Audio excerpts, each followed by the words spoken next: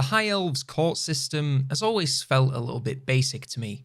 Changing the relations between different factions is fun and all, but it doesn't really give you the feeling of managing a complex political system. The Phoenix Court High Elf Politics mod is aiming to fix that by adding a whole new mechanic complete with a unique approach for each faction, tons of thematic bonuses, and a lot more complexity. Let's see if it's any good and how it works in-game. Also, this video is sponsored by Instant Gaming, but more on that later. As I said in the vanilla game, the High Elves political system is somewhat lacking. The only real mechanic they have is spending influence to manipulate relations between two factions, and whilst this is useful for forcing various pacts or turning enemies against each other, it's not all that exciting or deep. Now obviously, the High Elves are meant to be more beginner friendly, so this makes sense. But if you've been playing the game for a long time, you probably want something a little more complicated. The mod doesn't do much to change the existing systems and mechanics, and instead adds its own entirely new mechanic that integrates with the faction everywhere from buildings to post-battle options. First things first, the new currency, which everything runs on, Grandeur. Most of the time this is gained slowly over time from buildings, commandments, character traits, court seats and technology, but you can also trade influence for a large amount all at once. This is then spent on seats in the Phoenix Court, which can be accessed by a new button in the bottom right of the screen. And if you're wondering what this other button does, well, it opens up the best deals from today's sponsor, Instant Gaming. Look folks, just because Christmas has came and went, that doesn't mean the gift giving season is over, especially when it comes to yourself. You're probably stuck with family watching this on the toilet since it's the only 5 minutes you'll get to yourself for the next week, so why not give yourself something to look forward to and have a new game waiting for you when you get back. Here's a little tip for you that I use to vet any Steam sales. If you use the Instant Gaming browser extension, you can check to see if the game you've got your eye on is cheaper on Instant Gaming, and it almost always is. Like Final Fantasy Rebirth coming to Steam is over £10 cheaper with Instant Gaming. Or how about Warhammer 40k Rogue Trader, where you can save just over £8 on top of the Steam sale. And these are all on Steam, but Instant Gaming sells keys for every other PC storefront, as well as PlayStation, Xbox, and even the Switch, so no matter where you're playing your games, you should be buying them with Instant Gaming. And as a little bonus from Santa Claus, anyone who buys anything using my link is not only supporting the channel, but you can also enter the monthly giveaways for anything you want store-wide. So if you want to save money on games, then check out Instant Gaming at the link below, and thanks to them and you for supporting the channel. If you've ever played the Chaos Dwarves, this will look very familiar to you, as it's built on the bones of the Tower of Tsar system, but builds an entirely new body to go with it. You have your 3 branches of the court, and each of these has a number of seats from tier 1 to 3. Once each tier of a branch or a district is completed, the council reward along the top is unlocked and applied to all High Elf factions regardless of participation. Once 2 districts in a tier are completed, the next tier is available to be claimed. The White Tower has a magical focus, with its seats granting you various bonuses to magic for armies, ranks for caster lords and heroes, and research speed. The Council of Nobles is much more focused on diplomacy with other Order factions as well as all the High Elves, and its seats grant bonuses to various diplomatic abilities like vassalization and tradable resource production.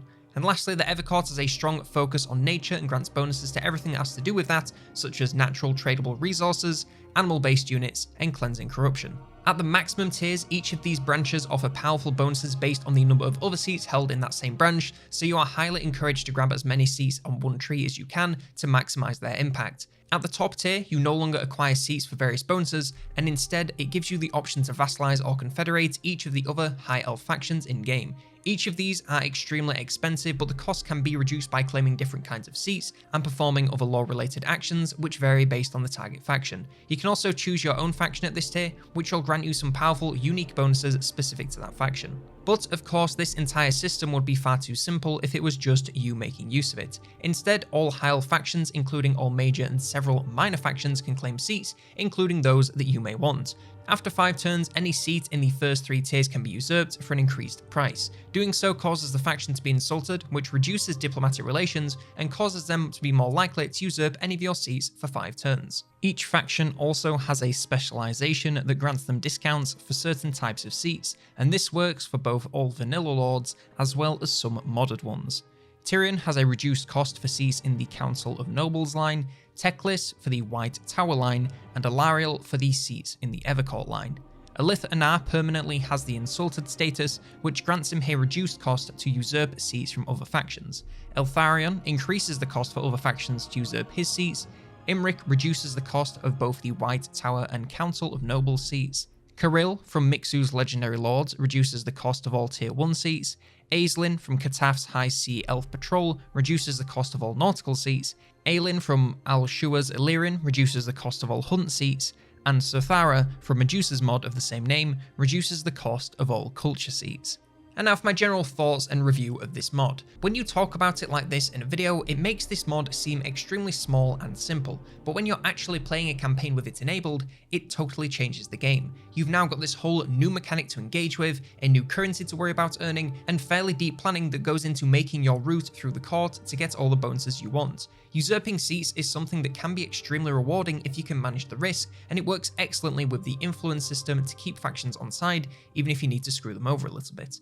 Whilst this is the same mechanic for all High Elf factions, you don't follow the same path every time thanks to the unique effects each faction has related to the court. This is a nice touch to make it feel a lot more integrated into the faction, rather than something that was just plopped in alongside everything else. Presentation wise, this is also a very professional looking mod. Sometimes when playing with mods, you can really tell that they took something that already existed and just threw in some new numbers or theming, but this feels like something made from the ground up for the High Elves, and they honestly put in possibly a little bit too much effort. All the torches lighting up as you unlock each tier, which for some reason interacts with the background because that was necessary, but they did it anyway. The rotating seasons, which change literally nothing but keep the menu looking nice and give you a good feeling of time passing. It's the little touches which really make it feel like a premium bit of content rather than a free mod, which it is. All in all, if you've been avoiding the High Elves as they're a little bit simple, especially the starting factions like Tyrion, install this mod and give them another try. It really does elevate them to being a more complex and rewarding faction, and makes me wish we had something like this for all the beginner factions to make them more fun for long-time players, as an option of course.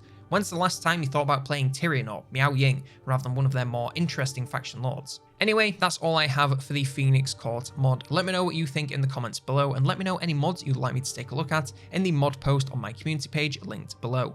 Like, subscribe, check out Instant Gaming at the link below, and if you want more Warhammer 3 mod videos, then why not check out this one, all about the new units added with the Sigmar's Heirs Empire overhaul.